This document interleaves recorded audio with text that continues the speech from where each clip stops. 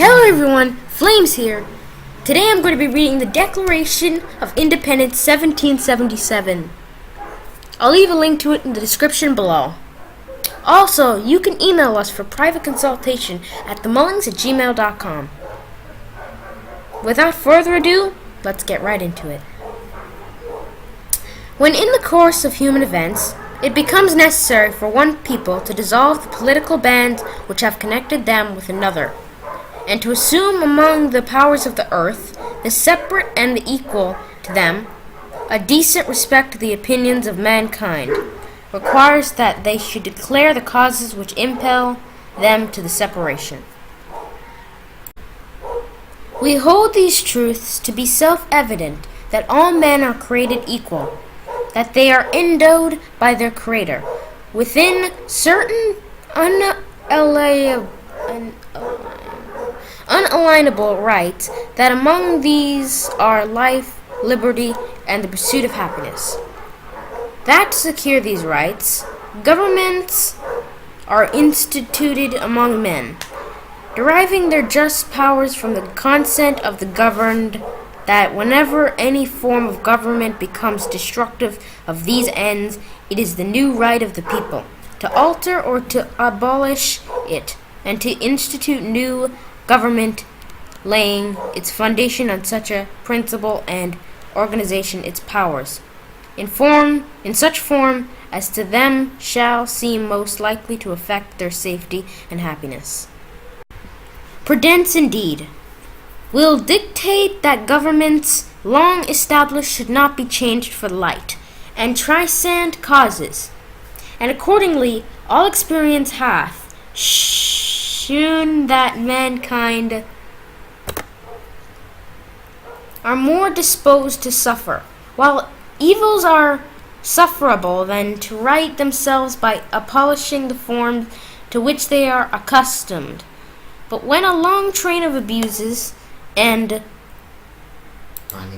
usurpations, pursuing invariable the same object, advances a design to reduce them under absolute despotism, it is their duty to throw off such government and to provide new guards for their future security.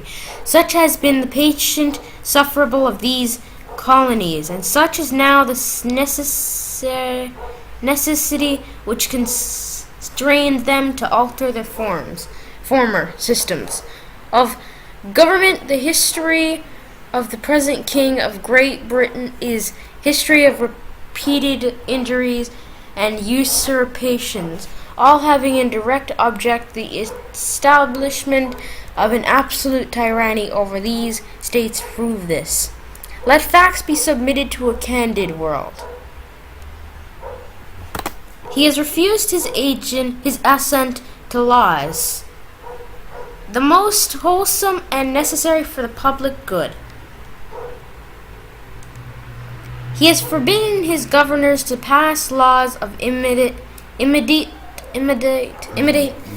pressing importance, unless suspended in their operation till his assent should be obtained, and when so suspended he has utterly neglected to attend to them.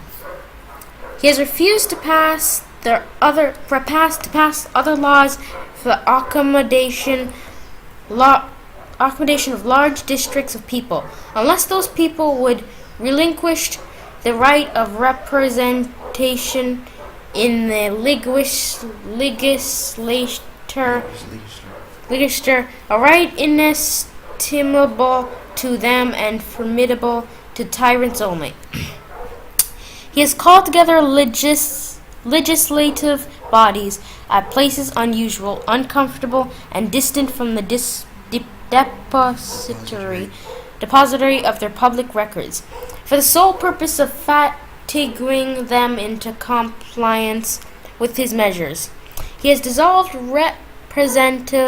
representative houses repeatedly, for opposing with manly firmness his invasions on the right of the people, has refused for a long time after such elections, to cause others to be elected, whereby the legislative powers incapable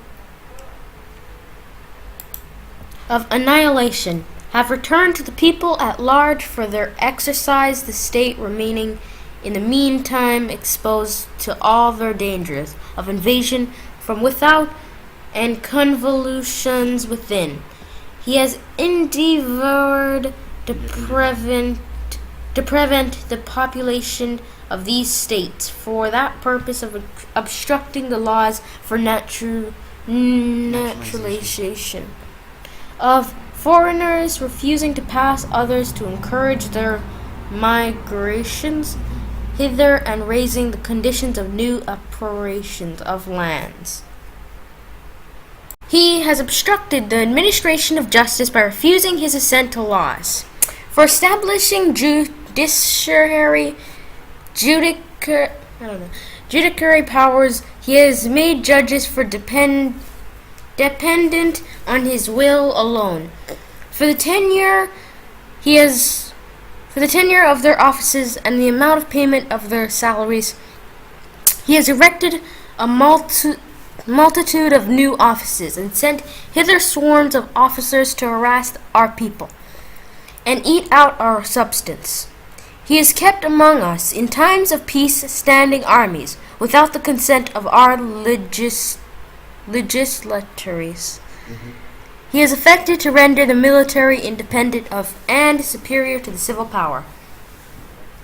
He has combined with others to subject us to the jurisdiction foreign to our constitution and unacknowledged by our laws, giving his assent to their acts of pretended legislation for quartering large bodies of armed troops among us, for protecting them by a mock trial from punishment for any murders which they should commit on the inhabitants of these states, for cutting off our trade with all parts of the world, for imposing taxes on us without our consent, for depriving us in many cases of the benefit of trial by jury, for transporting us beyond seas to be tried for pretended offenses, for abolishing the free system of English laws in a neighboring province, establishing therein an arbitrary government, and enlarging its boundaries so as to render it at once an example and fit instrument for introducing the same absolute rule into these colonies, for taking away our charters, abolishing our most valuable laws, and altering fundamentally the forms of our governments, for suspending our own legislators and declaring themselves invested with power to legislate for us in all cases whatsoever. He has abdicated government here by declaring us out of his protection and wagering war against us. He has plundered our seas, ravaged our coast, burnt our towns, and destroyed the lives of our people. He is at this time transporting large armies of foreign mercenaries to complete the works of death, desolation, and tyranny, already begun with circumstances of cruelty and perfidy, scarcely perilled in the most barbarous ages, and totally unworthy the head of a civilized nation. He has constrained our fellow citizens, taken captive on the high seas to bear arms against their country, to become the executioners of their friends and brethren, or to fall themselves by their hands. He has excited domestic insurrections amongst us, and has endeavored to bring on the inhabitants of our frontiers, the merciless Indian savages, whose known rule of warfare is an undistinguished destruction of all ages, sexes, and conditions. In every stage of these oppressions we have petitioned for a petition for redress in the most humble terms. Our repeated petitions have been answered only by repeated injury. A prince whose character is thus marked by every act which they may define a tyrant, is unfit to be the ruler of a free people. Nor have we been wanting in attention to our British brethren. We have warned them from time to time of attempts by their legislature to extend an unwarrantable jurisdiction over us. We have reminded them of the circumstances of our immigration and settlement here.